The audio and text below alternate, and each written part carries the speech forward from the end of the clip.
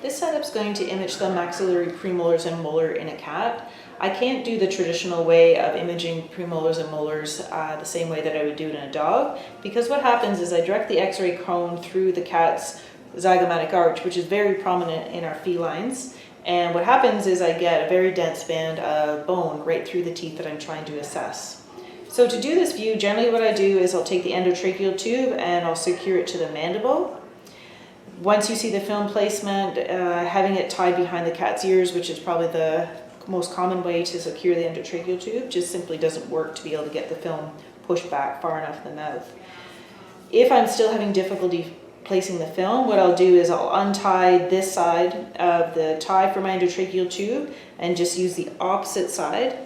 One tie, loop it behind the cat's neck and secure it to the hair with a small pair of hemostats. And that would work generally well to secure the endotracheal tube. So right now I have the endotracheal tube secured to the mandible. I'm after the right maxillary premolars. When I'm placing the film, I want the top edge right against the opposite side, right against the palatal aspect of those teeth. And the bottom edge generally rests right alongside the mandibular aspect of the mandibular canine, just like that. So once I get the film in place, then what I want to do is think parallel technique, and I want to direct the cone being perpendicular to the film. So again, if you look at the edge of the film from the front, you want to have it parallel with the end of your cone like that. You also want to come around to the side of the patient and make sure that the other side, or other edge of the film, is also lined up perfectly with the cone. So from the front, if it's not lined up, generally tilting it back and forth is what you need to do. If you find you're having trouble lining up to both edges at the same time, then just more of a twisting motion with the cone will help get it lined up from the side, and then more of a tilt to get it lined up from the front. So I'm happy with how that looks. So you can see that we have it lined up nicely, and then on the side as well. Next thing to do is just gently lift up the gingiva to see where the center of that X-ray cone is pointing.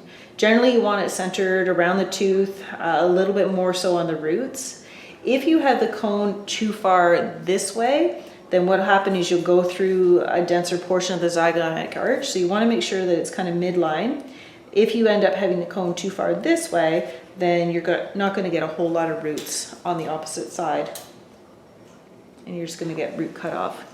So that looks pretty good, and I would go ahead and image this one.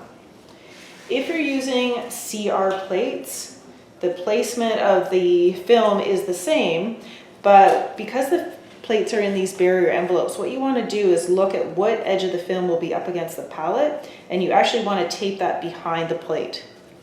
So with plates, so I have my A, so the A goes towards the front of the mouth. I'm going to put a small piece of Scotch tape on there and tape that edge behind. Then when I place my plate, I have the actual active part of the plate right against the palate, and that's a key thing to get this technique to work. Film placement is the exact same as film, so I want the top edge of the film right against the palatal aspect of those teeth on the other side.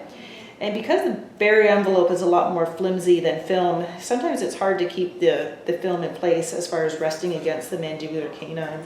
So a lot of times you have to get a little creative, sometimes using a little stick just to kind of balance a little bit under that mandibular canine can be helpful to keep the film in place, and that won't interfere with what you're trying to do with your image.